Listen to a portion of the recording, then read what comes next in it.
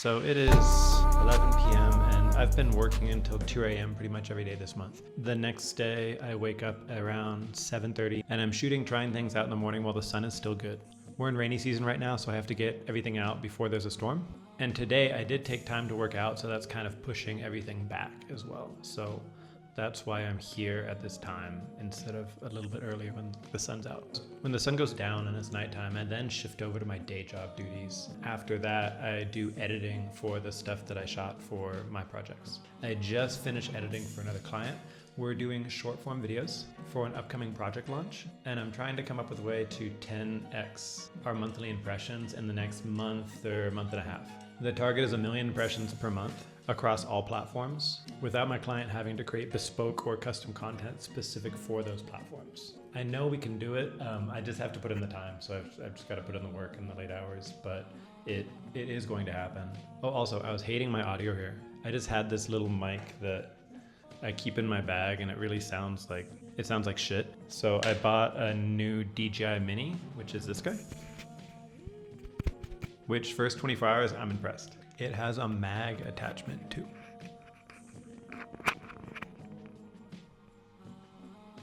Has lots of mounting options because of that, and one-click isolation mode, like audio isolation mode in case there's some ambient or something. So I'm pretty jazzed. Today I went to the gym with my friend who's an absolute beast. She does make gym content, but like just casually and for fun. But it's super high production. Like everything that I've seen her put out is a really high caliber. Like she gets it, and her lifts and performance are impressive. She was doing more pull-ups than me today. It was crazy. So they've been going back and forth about making this run to be a content creator for fitness. We were discussing some of the walls that they had that was preventing them from taking that leap, and I think you know what I probably said. I said if she just goes for it, and then if she just puts in the work, like the work that she puts in at the rack, it is going to work. It's not a maybe, it's a yes. If you put those doubts away, you're going to win. The only question is when. Your excuses are probably incredibly valid. They're just excuses nonetheless. Like you probably are overworked. You probably do have way too much on your plate. You probably don't have access or resources or money that somebody else has that has seen success in what it is that you want to do. And because your excuses are valid, they seem so much safer to hold on to. They're not made up, they're real. So you can point to them and say, see, this is why I can't. And everyone else nods and agrees because they are real. But what does that change? When has the world ever changed for you based on what you do or don't have? The process is still the process. You might have to work 10 times as hard as somebody else to get what you want. And no, it's not fair. It's actually bullshit. And I'm sorry if that's the case. But does that modify the reality that we're currently living in? No. At some point you're met with a certain decision. You're either somebody who takes what you've got and you decide to trust yourself and decide that you're going to move through every obstacle and focus on your own story. Or you're going to continue to be somebody who looks at other people who have pushed past their obstacles and look for little reasons why their story is different than yours. Look for an excuse why they succeeded doing what you want to do, and if you did the same thing, it wouldn't work for you, so you don't have to try. So you can justify why it is that you stand still instead of taking a single action or stepping forward with both feet. No one really cares what your answer is. Your friends, your peers, they don't care if you follow your dreams or if you don't. They're not gonna notice. They're never going to notice your inaction. The only person you're going to have to answer to on whether or not you take that action is you. That's the only person that's going to notice the change or lack of change.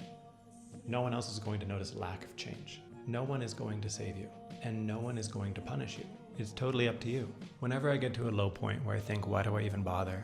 I just try to remind myself this is where everyone else stops. And this is my opportunity to keep going, because if I want to win where they don't, I need to do the things that I don't want to do to get what I want. Whenever there's an opportunity to do what everyone else won't do, and that's so easy to say and so difficult to execute, you can feel it when you hit that limit.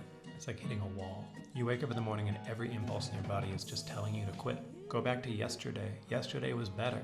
Yesterday felt good. Your body is sore, your eyes are burning, and you start questioning everything. Everything. Right there in that moment, that's the opportunity. That's where you get to make the decision. That's the gift. Most people do whatever they can to go back to yesterday where it was better, just a little bit better. But the people who win are the people that lean in. They see that tomorrow is going to be harder and they push through it. You do the hard decisions for the easy life. Like Naval, I think he said it really well. You make the easy decisions and in the future you will have the hard life. If you make the hard decisions now, you do those for the promise of the easy life. You have to do hard shit. So if it's hard, it's good. The harder it is, the less anyone else is going to do it. And if you would like to thin out your competition, that's the way. When something is hard, when it requires everything that you have and most other people won't even attempt it, you have a smaller playing field.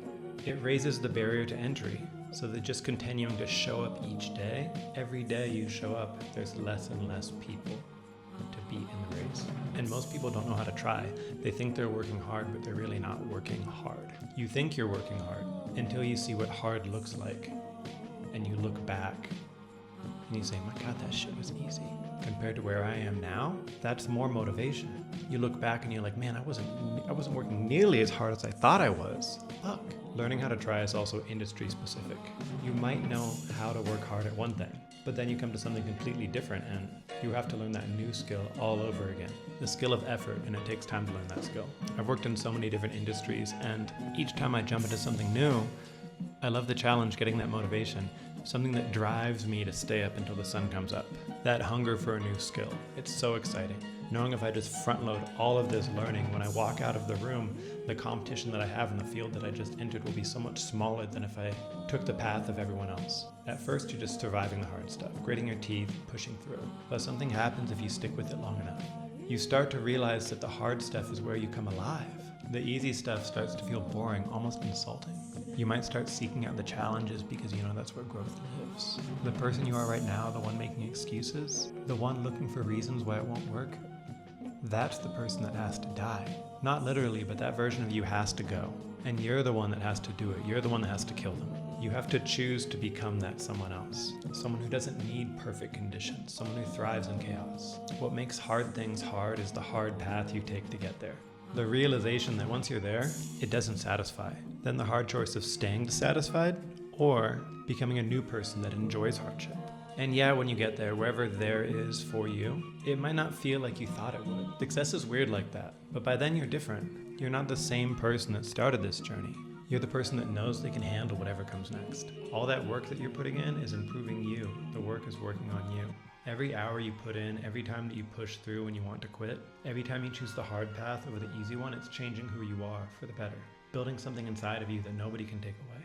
Most people want a way to get things without working.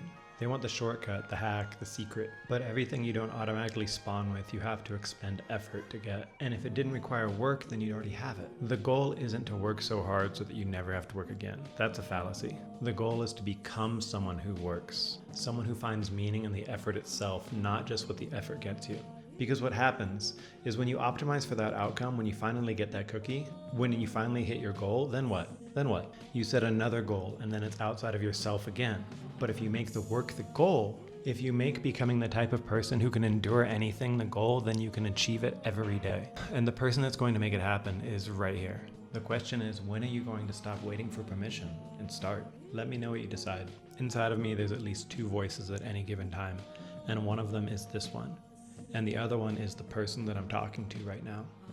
The one with the limiting beliefs, the one with the imposter syndrome, the one who's looking for excuses and poking holes in myself when I see someone else achieve something that I wish that I could do. So I guess what I'm saying is I hope that I hear this. I hope that when I wake up tomorrow and I'm tired and my eyes hurt, I want to wake up and not wish it was yesterday when it was easier. I want to wake up and be excited for tomorrow.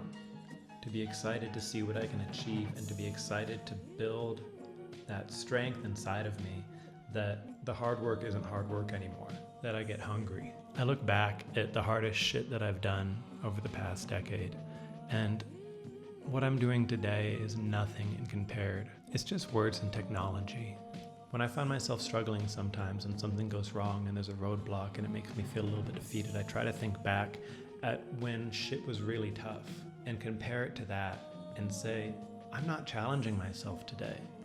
Whatever's the problem right now, whatever is making me feel defeated and taking the energy out of me, this is nothing. I need to keep working so that the hard shit that I'm doing today is harder than the most difficult shit that I've ever done. Because then I'll know I'm in the place that I should be. Then I'll know that anyone that's still left standing in the room with me is a champion. And I would love that circle. And if you made it to the end of this video that probably has like 2 videos or whatever, then you must really want whatever's on your mind too. And I want you to just go fucking do it. Just get it. Do the hard thing. I'm telling that to myself too. I'll see you tomorrow.